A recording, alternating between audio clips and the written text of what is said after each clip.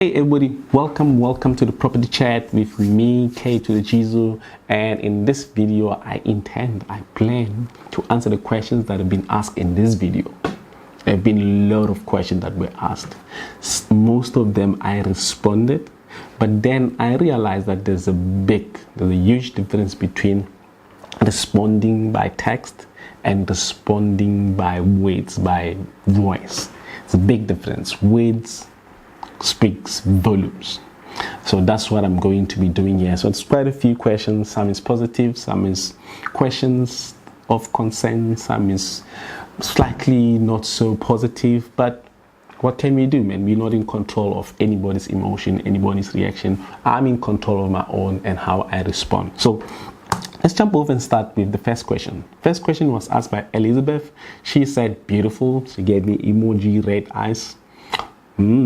Then she recommended, which I take with both hands. She said, add in wardrobe. Hey, this weird man. Wardrobe. Yeah, I agree. We should add wardrobe to make the tenants' living space more livable and easy. You just come in with their bed and then they have a place to hang in their clothes. However, we couldn't do that because the budget was tight. Hopefully on the next project that we're working on now, we're going to have fully functioning bachelor pads with almost everything in there. Really appreciate your feedback, Elizabeth. Thank you so much. And on the next one, we have Max Nater. Max Nater said, I don't think plugs have to be that close to water. And with text I responded, I said yes, they should not be close to water, but if you look at the proximity of where plugs are and where the electricity is, there's no way they can come in contact. Similar when you go to, I went to one of the international hotel, and there's water close to the plugs where you do the shaving place. And I was like, my idea is not actually far from the real things that are happening on the ground. But next time I'll make sure like I separate them a distance, not like be on the same one. At least electricity should be up there, then the water should be at the bottom. But I understand what you're saying. And thank you so much for the feedback, Max. Let's move over to the next question. Next question is from Luxury SA.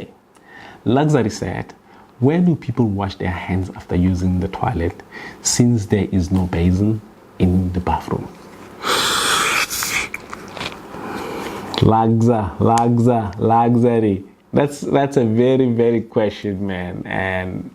And space was tight. I'm not giving excuse. I'm telling you the honest truth. Space was tight.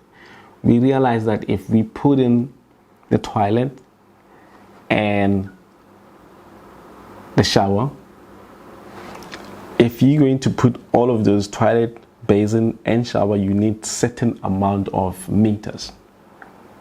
And if we did that, because it's more like an open walk-in plan, if you're just going to walk in from a sitting room, you just walk in there to the bathroom, to the bedroom, then the bathroom.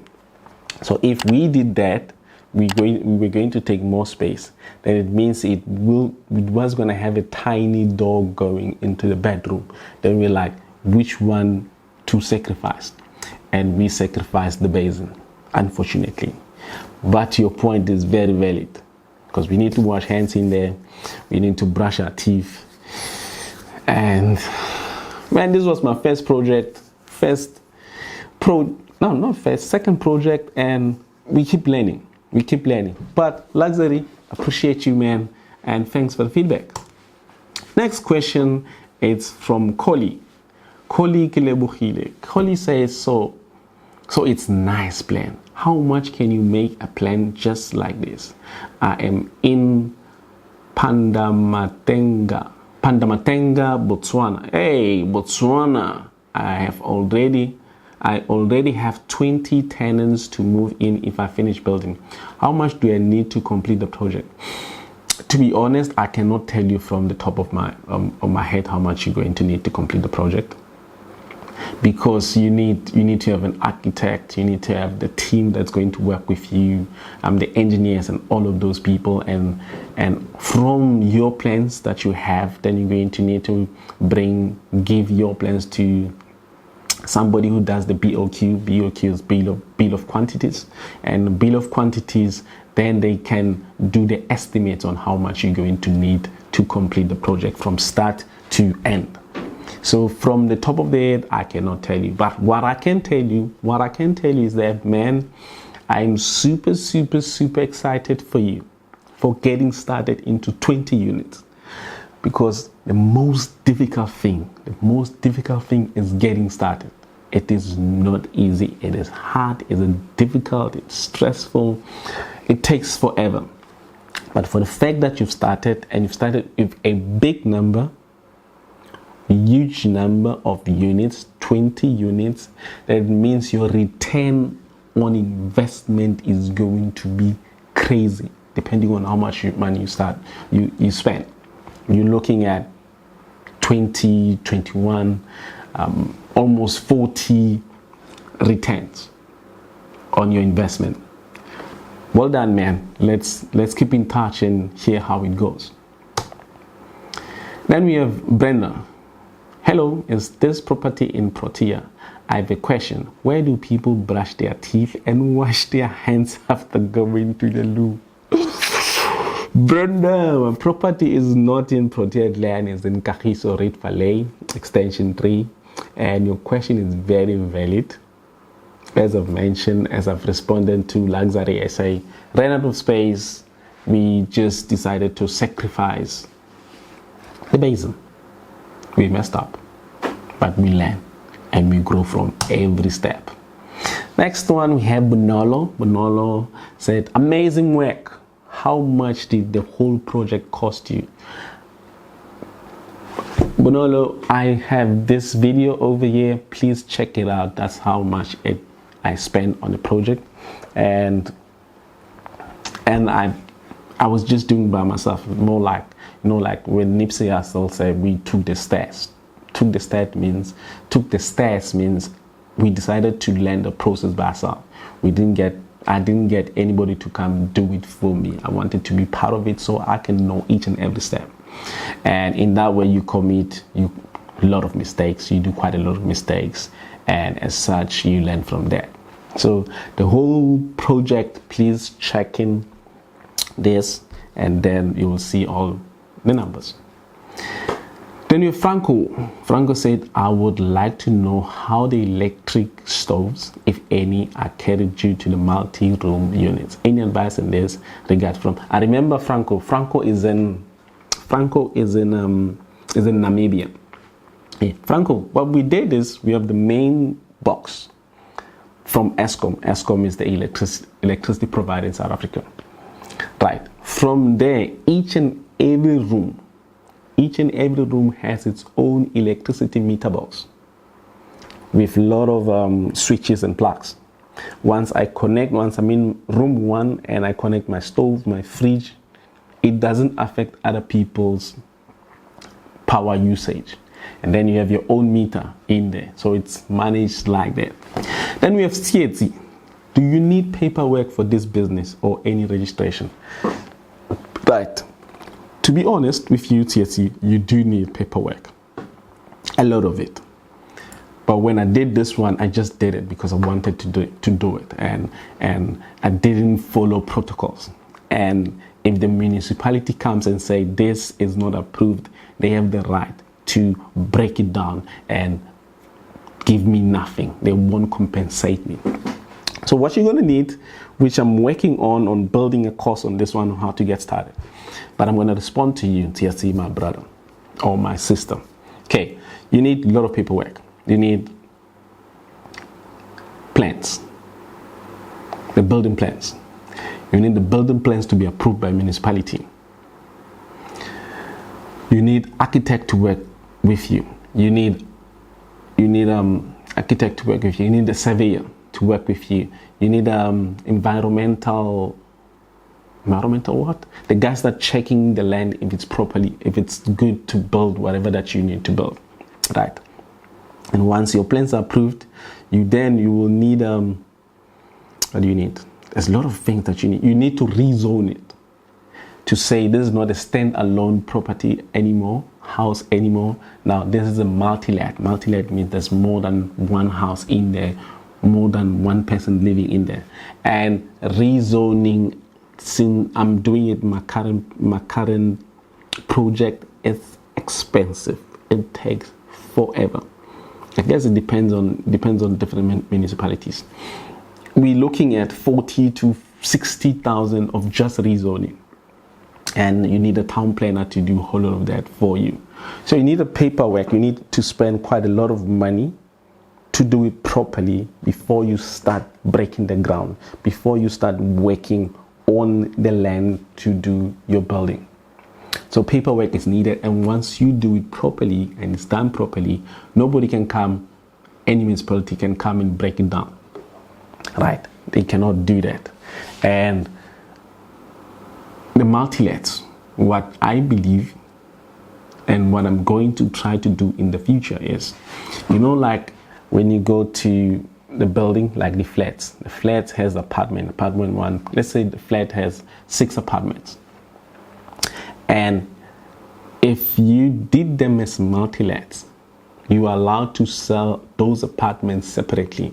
Let's say apartment 1, you can sell it, and you still to a family or to whoever, and you still keep the 3 that you have, just like that. So I'm gonna try to do that and see how it's gonna go, if it's possible, and to build backrooms. After building backroom and say, no, I've got 15 backrooms, but I want to sell 3 of them to people to own them. So that's what I'm looking at. Paperwork, it's needed, it's very important. On this one, I do not have paperwork. If the government comes, municipality comes, they will break it down without compensating me. Then next one, we have Makosi. Kaizer Chiefs says the root cause of electricity shortage and sewer blockage. When I saw that, I'm like, what a comment. I can imagine what you're going through to just check out the video, then after checking everything, and your focus is on electricity shortage and sewage.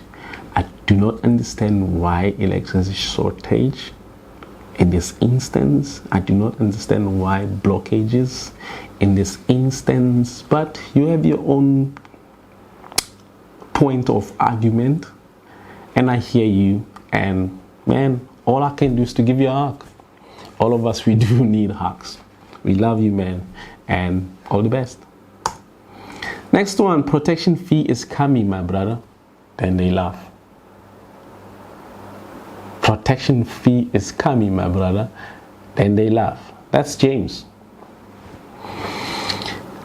James, my response to you is God is supreme. Everything I do, I put God before. God, I'm going to build this. I'd like for you to guide me. Guide me. God, if the protection fee people are coming, God, we are here. What to do? Same thing as Moses, man.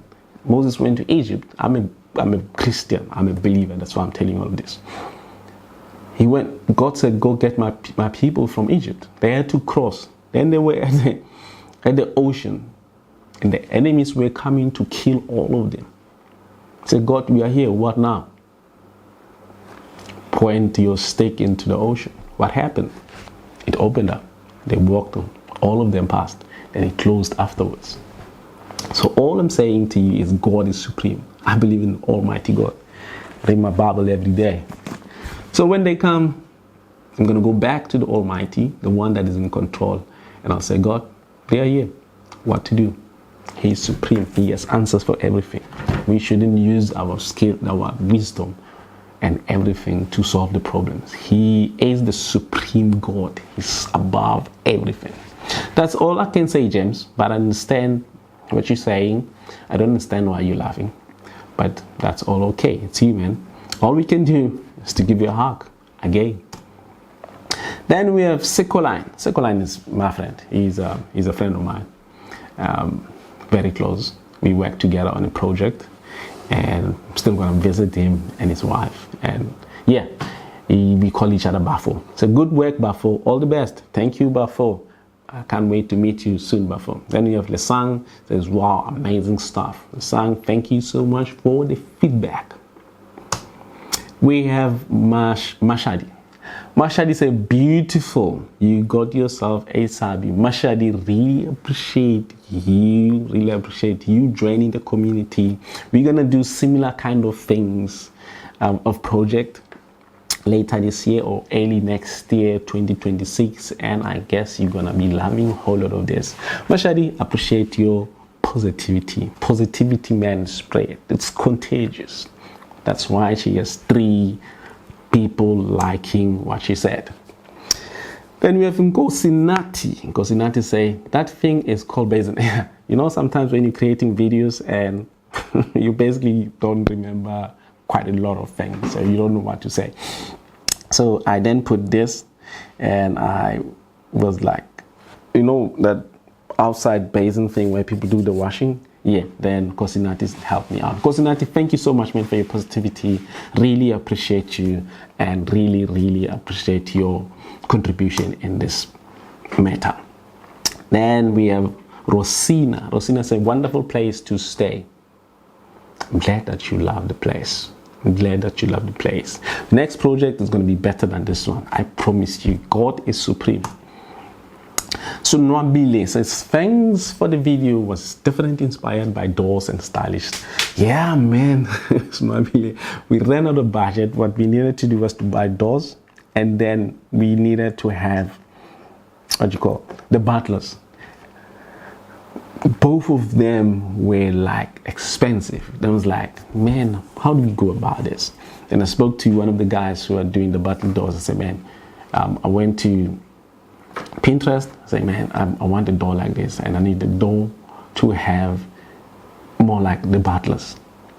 Can you do this for me? Then he said, oh no, cool, I can do it. Then boom, he got them. But doors are heavy. Doors are heavy. We installed the doors 6 months later, you know, on a normal door frame. It broke down. So what we did then, we then created a door frame still, so the doors can sit in properly there. So now they are fixed. So I'm looking at creating a whole lot of valuable, easy, stylish things that I create by myself with other people that I work with. And yeah, man, I love the doors. Thank you so much, Mabile. Have a good one. And that's all, guys. That's all I have for you. Thank you so much for engaging with my content. Thank you so much for subscribing.